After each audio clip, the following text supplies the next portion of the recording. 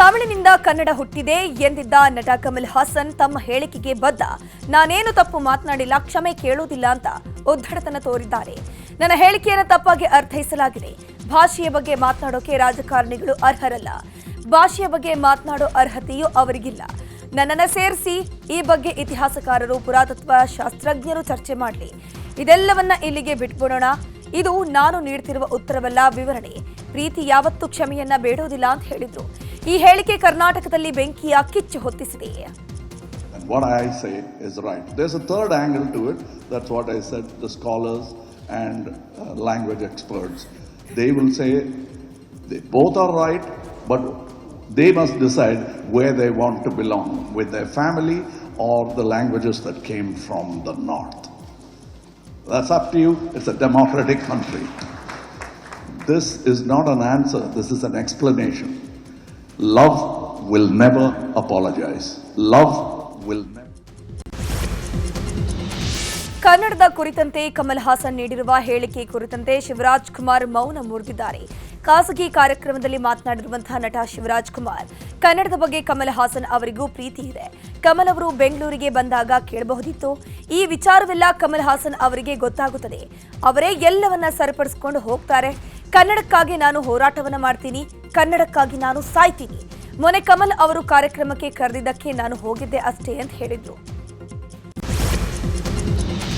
ನಟ ಕಮಲ್ ಹಾಸನ್ ಕನ್ನಡ ವಿವಾದ ಹೇಳಿಕೆ ವಿಚಾರದ ಬಗ್ಗೆ ಹಿರಿಯ ಸಾಹಿತಿ ಡಾಕ್ಟರ್ ಹಂಪ ನಾಗರಾಜಯ್ಯ ನ್ಯೂಸ್ 18ಗೆ ರಿಯಾಕ್ಷನ್ ಕೊಟ್ಟಿದ್ದಾರೆ. ನಟ ಕಮಲ್ ಹಾಸನ್ ಕನ್ನಡಿಗರ ಕ್ಷಮೆ ಕೇಳಬೇಕು. ಅವ್ರು ಯಾಕೆ ಹೀಗೆ ಹೇಳಿದ್ರೋ ಗೊತ್ತಿಲ್ಲ. ಕನ್ನಡ, ತೆಲುಗು, ತಮಿಳು 3 ದ್ರಾವಿಡ ಭಾಷೆಗಳೇ.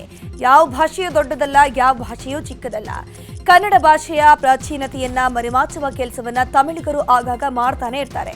ಕನ್ನಡಕ್ಕಿಂತ ತಮಿಳು ಪ್ರಾಚೀನ ಭಾಷೆಯೇನಲ್ಲ ಅಂತ ಕಿಡಿಕಾರಿದ್ರು. ಕನ್ನಡದ ಬಗ್ಗೆ ಕಮಲ್ ಹಾಸನ್ ವಿವಾದಾತ್ಮಕ ಹೇಳಿಕೆ ವಿರುದ್ಧ ಕರವೇ ಪ್ರವೀಣ್ ಶೆಟ್ಟಿ ಬಣ ವಾಣಿಜ್ಯ ಮಂಡಳಿ ಮುಂದೆ ಪ್ರತಿಭಟನೆ ನಡೆಸಿತು. ಕಮಲ್ ಹಾಸನ್ ಕ್ಷಮೆ ಕೇಳಬೇಕು, ಇಲ್ಲದಿದ್ದರೆ ಥಗ್ ಲೈಫ್ ಸಿನಿಮಾ ಬಿಡುಗಡೆಗೆ ಅವಕಾಶ ಕೊಡಬಾರದು ಅಂತ ವಾಣಿಜ್ಯ ಮಂಡಳಿಗೆ ದೂರನ್ನು ಕೊಟ್ಟಿದ್ದಾರೆ.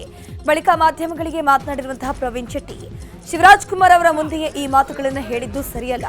ಅವರ ಸಾಂಸಾರಿಕ ಜೀವನ ಸರಿಯಿಲ್ಲ, ರಾಜಕೀಯ ಜೀವನವಂತೂ ಎಕ್ಕುಟ್ಟು ಹೋಗಿದೆ. ಕಮಲ್ ಹಾಸನ್ ಏನಾದರೂ ಕ್ಷಮೆ ಕೇಳದಿದ್ರೆ ಸಿನಿಮಾ ರಿಲೀಸ್ ಮಾಡೋಕೆ ಬಿಡೋದಿಲ್ಲ ಅಂತ ಕಿಡಿಕಾರಿದ್ರು. ಕಮಲ್ ಹಾಸನ್ ವಿರುದ್ಧ ಆರ್‌ಟಿ ನಗರ ಪೊಲೀಸ್ ಠಾಣೆಗೆ ಪ್ರವೀಣ್ ಶೆಟ್ಟಿ ಬಣ ದೂರನ್ನ ಕೊಟ್ಟಿದೆ. ಕನ್ನಡಿಗರ ಭಾವನೆಗೆ ಧಕ್ಕೆಯುಂಟು ಮಾಡಿದ್ದಲ್ಲದೆ ಕನ್ನಡಿಗರು ಮತ್ತು ತಮಿಳು ಮಧ್ಯೆ ವಿಷಬೀಜ ಬಿತ್ತೋಕೆ ಯತ್ನ, ಕನ್ನಡಿಗರಿಗೆ ಅವಮಾನ ಮಾಡಿದ್ದಾರೆ ಅಂತ ದೂರು ನೀಡಿದ್ದಾರೆ. ಇನ್ನು ಇದೇ ವಿಚಾರವಾಗಿ ನ್ಯೂಸ್ 18 ಜೊತೆಗೆ ಹಿರಿಯ ನಟ ಶ್ರೀನಾಥ್ ಹಾಗೂ ನಿರ್ದೇಶಕ ನಾಗತಿಹಳ್ಳಿ ಚಂದ್ರಶೇಖರ್ ಮಾತನಾಡಿ ಕಮಲ್ ಹಾಸನ್ ವಿರುದ್ಧ ಕಿಡಿಕಾರಿದ್ರು.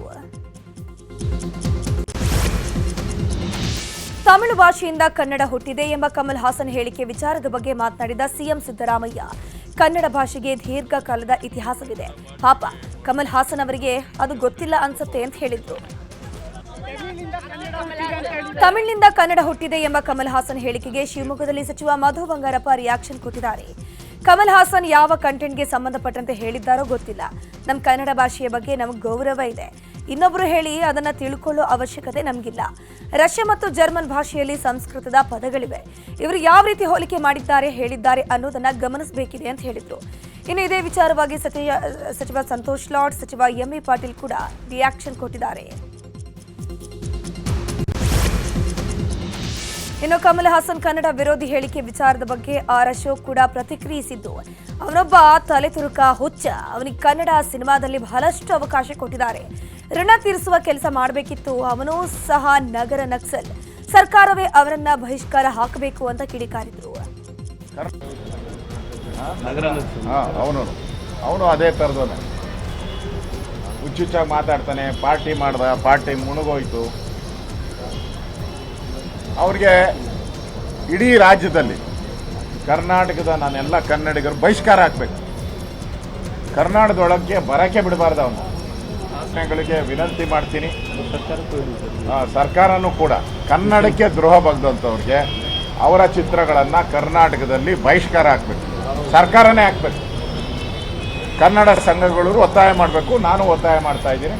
ಅವರೆಲ್ಲ ಚಿತ್ರಗಳು ಹಳೇವಿರಲಿ ಹೊಸದಿರಲಿ ರಿಲೀಸ್ ಆಗೋದಿರಲಿ ಯಾವುದು ಓಡಬಾರ್ದು. ಇನ್ಮೇಲೆ ಬಹಿಷ್ಕಾರ ಹಾಕಬೇಕು ಅಂತೇಳಿ ನಾನು ಕೂಡ ಸರ್ಕಾರಕ್ಕೆ ಆಗ್ರಹವನ್ನು ಮಾಡ್ತೀನಿ.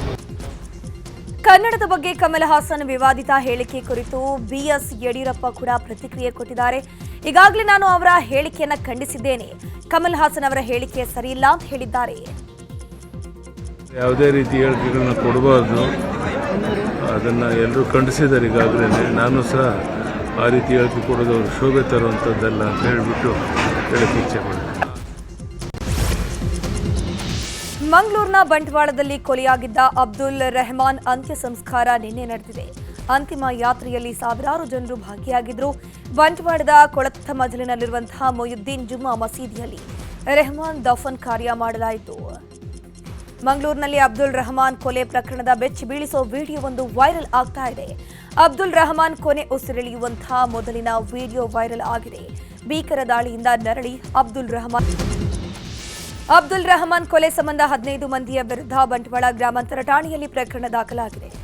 ಘಟನೆಯಲ್ಲಿ ಗಾಯಗೊಂಡಿದ್ದ ಕುಲಂದರ್ ಶಾಫಿ ನೀಡಿದ ಮಾಹಿತಿ ಅನ್ವಯ ನಿಸಾರ್ ಅನ್ನೋರು ದೂರನ್ನ ಕೊಟ್ಟಿದ್ದು, ರೆಹಮಾನ್ ಪರಿಚಯಸ್ಥರೇ ಆಗಿರುವ ದೀಪಕ್ ಸುಮಿತ್ ಸೇರಿ 15 ಜನರ ವಿರುದ್ಧ ಎಫ್ಐಆರ್ ದಾಖಲಾಗಿದೆ.